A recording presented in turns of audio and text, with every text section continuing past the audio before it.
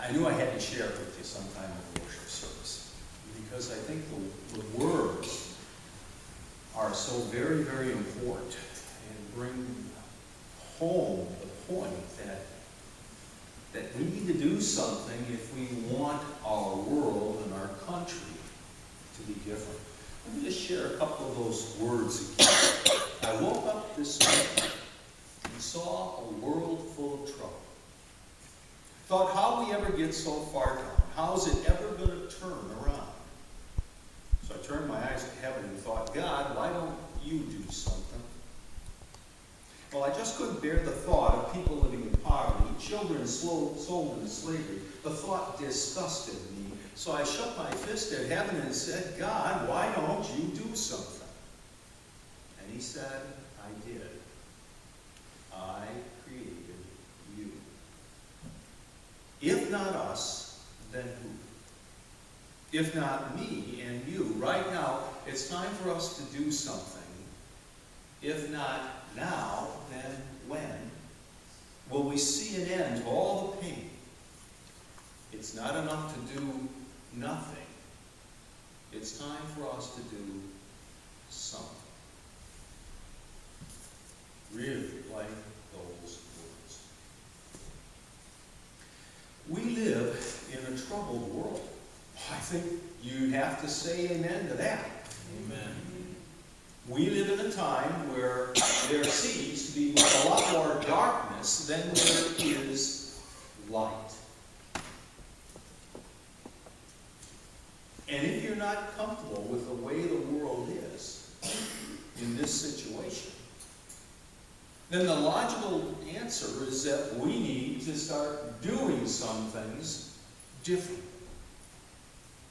You know, it's not just a pastor's job to change the world or to transform the world. It's not just the job of teachers and medical aid workers and social workers and clinicians.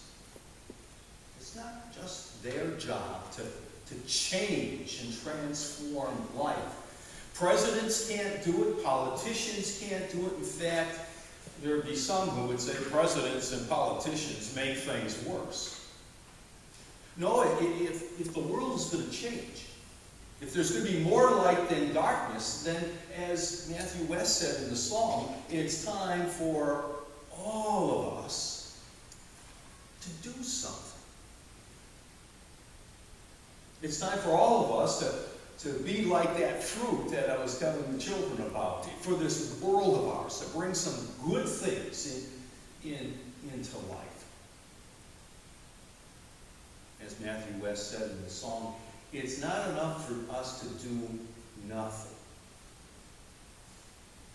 but we need to be doing something. And also, it's not enough to assume, well, I won't do anything, but I'll let the next person do it. I'll let the person sitting next to me be that agent of change. Because, you see, our world is so dark that it's going to take all of us to do something. In the trenches, in our communities, in our apartment complexes, in our neighborhoods, in our churches. We just can't assume this person over here is going to be that agent of change and that person is going to be the agent of change, and I can sit back and do nothing. If something's going to change, we all need to be involved. And there isn't anyone here today who cannot do something. If you're 85, you can still do something. There isn't anyone here today who cannot contribute in a positive way. But what can we do? What can we do? Well, as I said a little bit earlier, when we start prayer time, prayer is something that you can do. Everyone here is capable of praying, amen? I mean, we can pray for better morals and values. We can pray for those agents of change, those men and women who are really right now doing something. We can remember them in our prayers. We can pray for wisdom and discernment for ourselves, that God would lead us to do something. Prayer is one thing that we can do to send a little light into this sometimes dark world.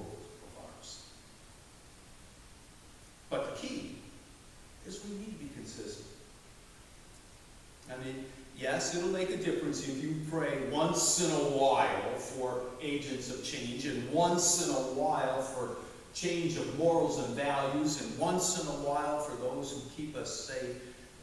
That will make a difference, but we need to be a lot more consistent in our prayer time with regards to those things that need to change in our life. Prayer. One thing that we can do. We all can speak out. We all can write letters. When we see something that is not right, when we see something that really needs to change, there is power. Hear this. There is power in our spoken and written word. And all we have to do to be reminded of this is to think of the countless number of examples where someone loses their job because of a misguided tweet, or someone loses their job because they misspoke on the radio or the television. Just that phrase, that word that they said, can cost them their job. There is real power in our words, whether they be written or spoken.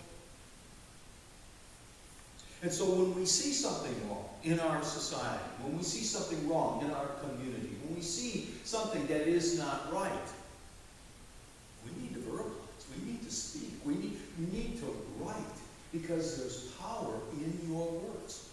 And again, there is no one sitting in the pews today who cannot pick up a pen and articulate a little letter to the editor, or a little letter to their governor, or a little letter to their congressperson. This congregation is like most congregations. There's probably only a handful of you who have ever written a letter to the editor, or to the governor, or to your congressperson, or to your state representative. Probably only a handful of you have ever done that. But you could. And again, there is no one sitting in the pew today who cannot articulate a little simple letter. Speaking up. Advocating change is another way we can bring a little light into this dark world. We're concerned about hunger. Everyone's concerned about hunger and hungry people. Well, we have a food pantry here in Delta. Fourth Sunday of the month is Food Pantry Sunday. Hopefully, all of you brought food pantry items. Probably not. And I brought some stuff for the food pantry. At times we had forgotten.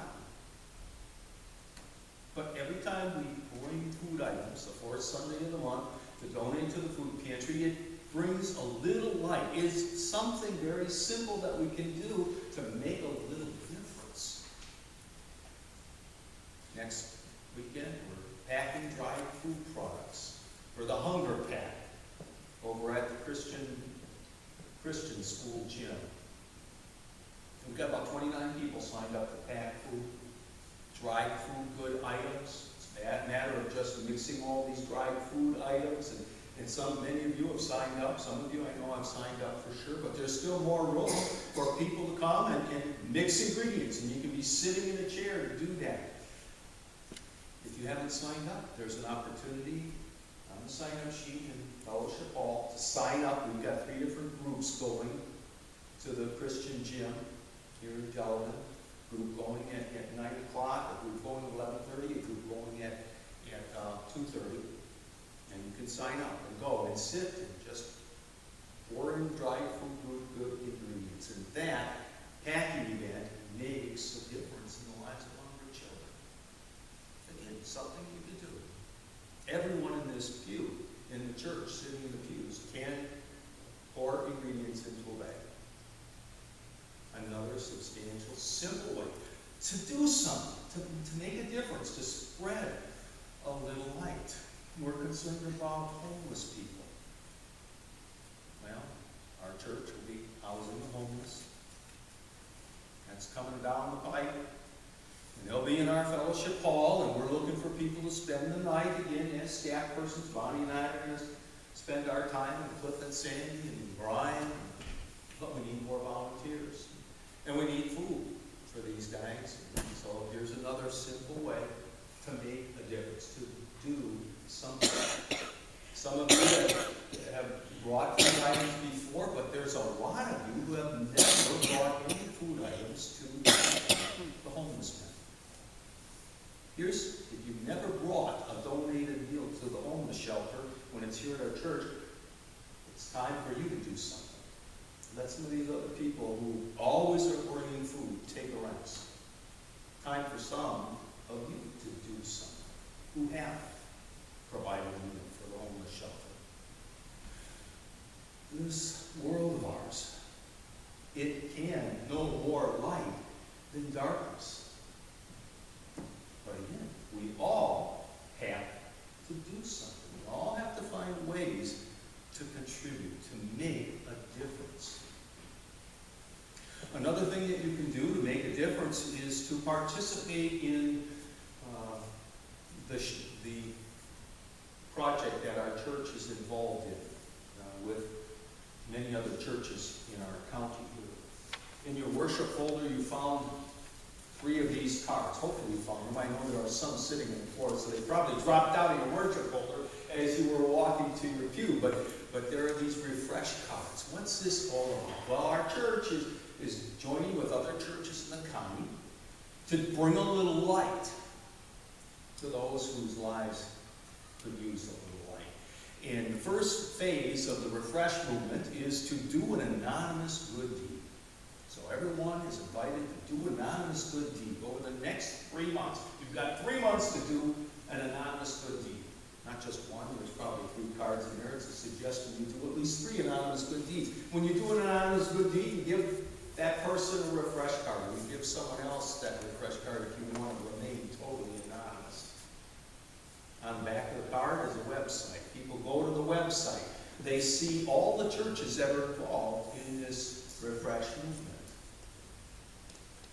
And then they have a link on that website to all the churches' websites. The goal of this is to get people connected to the church, to some church, our church, other churches. As clergy, we believe that a person's life has a little more light in it when they're connected to a local church. And we know that 50% of those folks who live in our county, and our county is no different than any other county, 50% of those who live in our county have no church affiliation at all. Not connected in any way. So we can do an anonymous good deed. Give a refresh card. That brings a little light. Makes a little difference in someone's life. And possibly connects them to a church. I'm really concerned about this world of ours. And I hope you are too.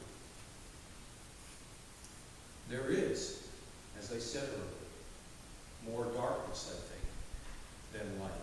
I hate saying that because I see myself as being an eternal optimist. But when I look at our world, I see that our world is not becoming safer. It's becoming more dangerous. When I look at our world, I don't see our world becoming more just. It's becoming more unjust.